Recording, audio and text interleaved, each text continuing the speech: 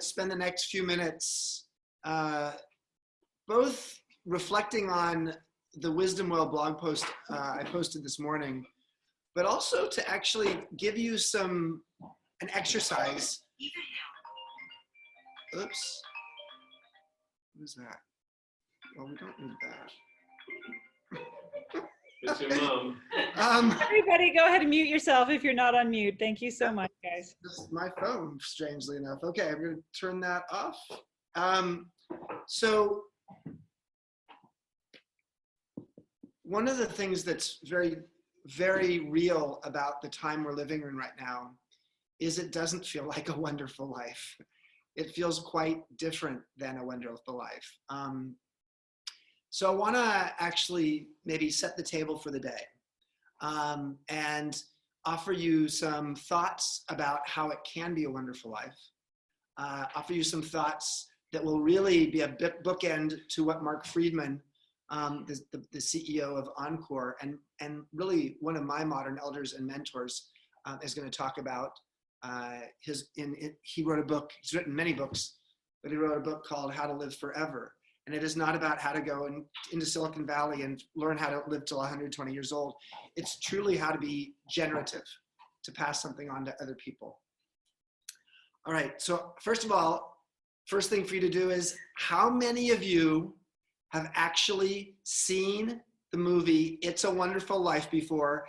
Go ahead and in the chat, tell us how many times you've seen it. And let's see who has the highest number, because, you know, for some of you, let's see what we got 10, 15, 30, could not count, 20. It's probably the most watched film of all time. Now, why is that?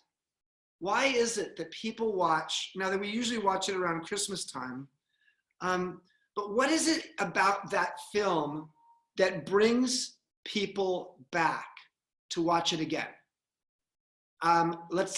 If you can raise, maybe Carrie or somebody can help me with this. If someone's raising their hand, let's call on them, and let's call on 3 people. What is it that brings you back to watching It's a Wonderful Life over and over again? So.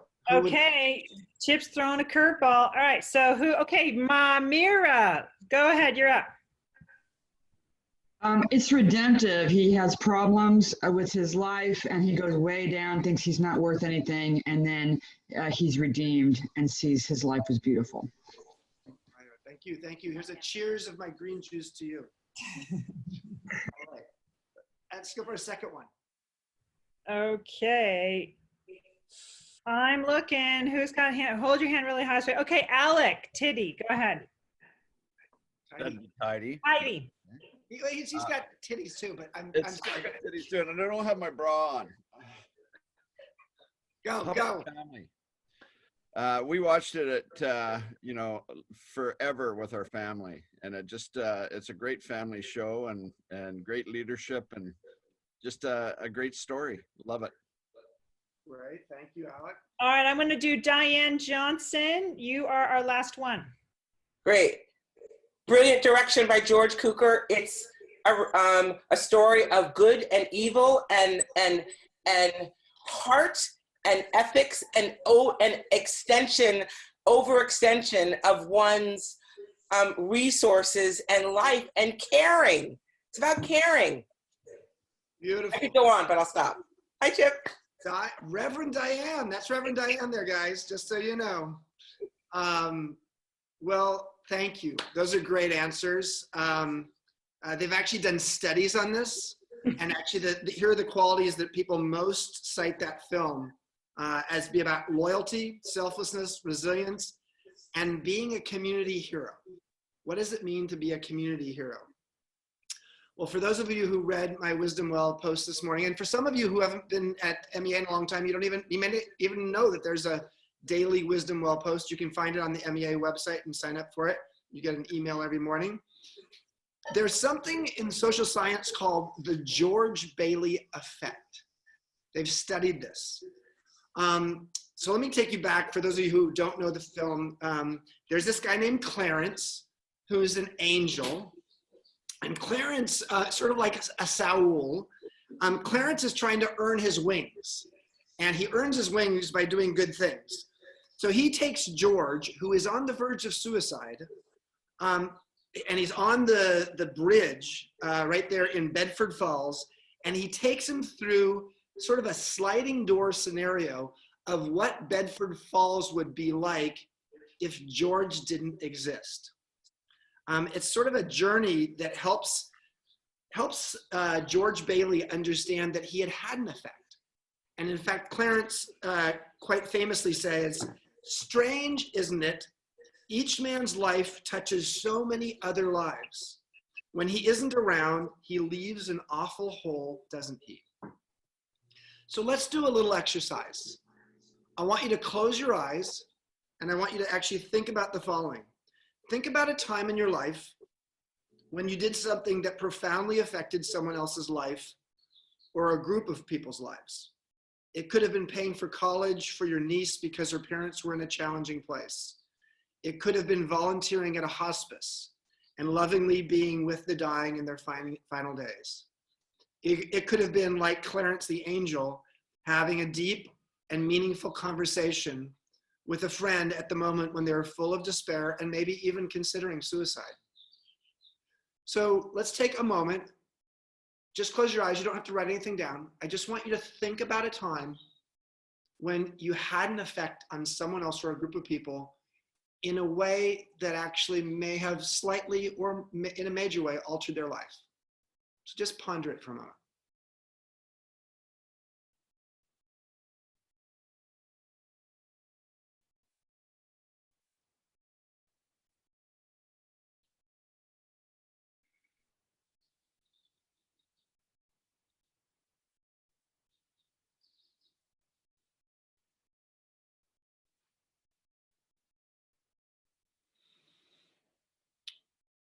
Okay. You can open your eyes again. And I'm going to do another swerve on you, Carrie. I'm going to ask for a couple people to volunteer to tell their story. And then imagine what if you hadn't been there to help that person? So anybody want to volunteer and give us? It's probably easier if you guys want to just do the raise your hand. It's easier for me to see that. Yeah, So, okay. okay, Sybil, I'm going to let you go ahead and go first. Sybil, just take yourself off of mute. And Oh be, my gosh. and be Okay, brief, right and then we have Joshua second, and so we'll just do the two of you, and just be brief. Thank you, Sybil. From Well, thank you so coming much. to us from Frankfurt, from Woo! Germany. Everybody, hi, thank you, thank you. Yeah, it happened recently. We had an apartment to rent, and I was just hoping and praying that we could rent it, and we rented it to a woman who has 3 children with autism, and they're Romanian, and there would have been no way that they would have been able to come here and live here. And her husband. And in that first month that they were here, the husband died. And we were able to help them through that process. So it was quite remarkable, and it has changed my life forever, and also theirs. Wow. So that was a moment. Thank you. That is beautiful. What if Sybil didn't exist? Where would they be now? Joshua. I did my I Love You Made Easy Play Shop a year ago at MEA. And one of the participants in the course of the play shop, a woman told a man that I love you. And he said it was the first time that a woman had ever said I love you to him since his wife had died about a decade before. And it opened up a whole new world for him and a heart opening of what was possible. Thank you, Joshua. I love you, Joshua. I love you, Chip. So the thing to consider here is what if? What if Joshua hadn't done that? What if he hadn't posed that? What if Sybil hadn't been there for that Romanian family? What if you'd never come to MEA? You wouldn't be on the Resumian now, that's for sure, because we're not allowing non-alums on the Resumian, even though there are a handful of you, or a handful of them out there saying, I want to be on there. Although we do have somebody in the room here. I'm not going to bring them up. So welcome to the George Bailey effect. Uh-oh, something just. You're good, Chip. Okay, something came on just, but okay, great. Software, it's just a software update. So welcome to the George Bailey effect. The George Bailey effect technique is based upon the idea that by mentally undoing positive effects from your lives, we initially experience a bit of sadness, but also realize that these positive people, events, and experiences do in fact exist, and we appreciate them all the more. So it's like imagining something that happened didn't happen, and what if? What would have happened if you hadn't been there in your own small or big way? So it creates a gratitude for ordinary and mundane parts of our lives that we often take for granted. So implementing this can be simple. This is something you could do with one of your close friends, with a family member, for whomever. Pick a person, a place, or an event from your life that gives you joy and satisfaction.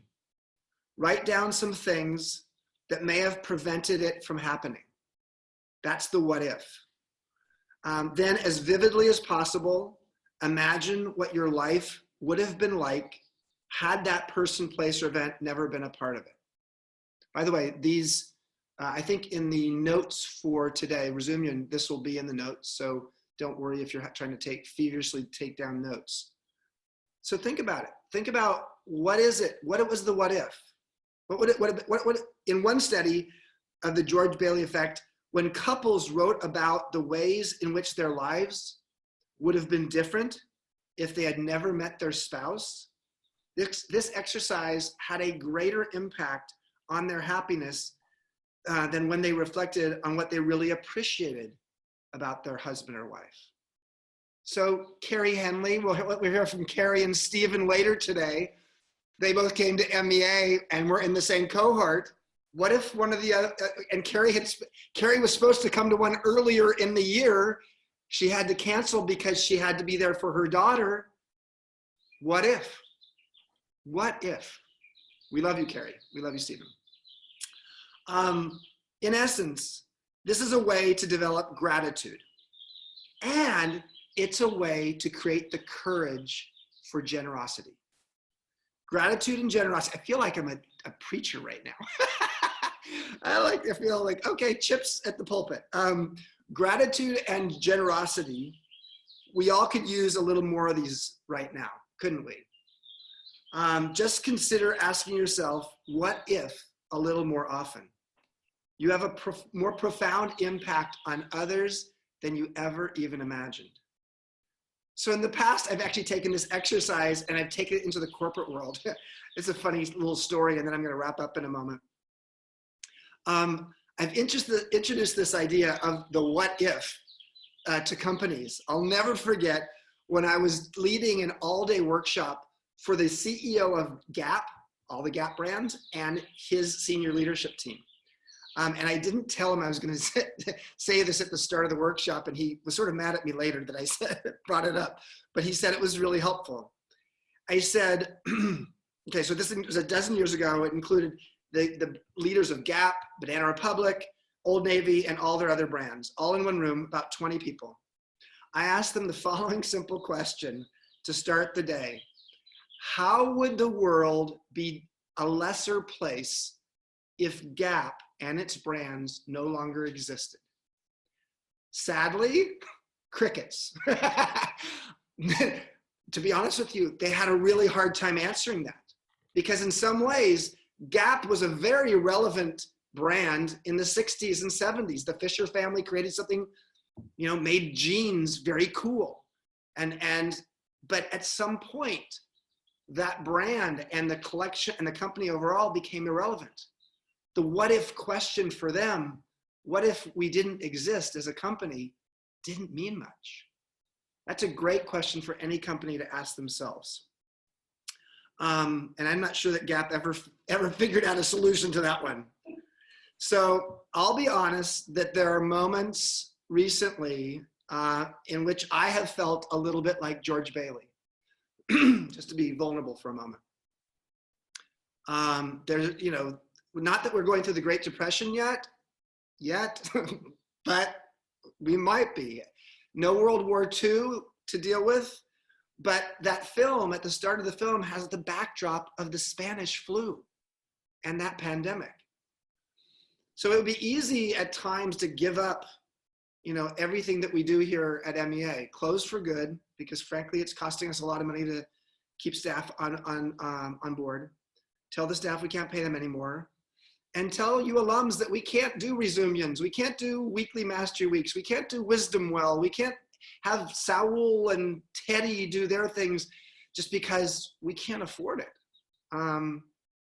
So the generosity of spirit that comes from this exercise of what if reminds me and Christine and Jeff and all of us at MEA why we still do this. We do this because the what if we weren't here, could be, I don't want to say tragic because that's taking it way too far, but sad for sure. We wouldn't all know each other and we wouldn't have this connection. Mark Twain once wrote, "The two most important days in your life are the day you were born and the day you figured out why."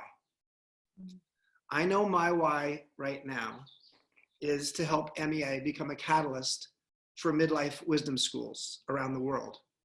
And it is so weird. Last night, I was watching The Crown with Oren here in this very room. It's the third season of Netflix, The Crown, and we saw Prince Philip, and some of you have seen this, I think. You saw Prince Philip, the Queen's husband, going through something like a midlife crisis in the last part of the 60s, and he helped create what was called St. George's House at Windsor Castle, which has as its mission affecting change for the better by nurturing wisdom. I didn't know this till last night. We're not the first midlife wisdom school. Prince Philip called it that he was going through the drip, drip, drip of doubt. And many of us right now are going through that drip, drip, drip of doubt. Maybe it was British royalty that created the first midlife wisdom school just a couple years after Canadian psychologist Elliot Jakes coined the term midlife crisis. But if you stay curious, you might just learn something new every day. It's hard to imagine my life today without MEA existing. I believe the world would be a lesser place without it. So as Winston Churchill said during World War II, when you're going through hell, just keep going. Or we can learn from Viktor Frankl, whose Man's Search for Meaning book really can be distilled down to despair equals suffering minus meaning. When you're going through challenges, figure out how to find the meaning, because it actually helps to reduce the despair. So today we have a bunch of heady content, heart-filled connection, hell-raising dancing.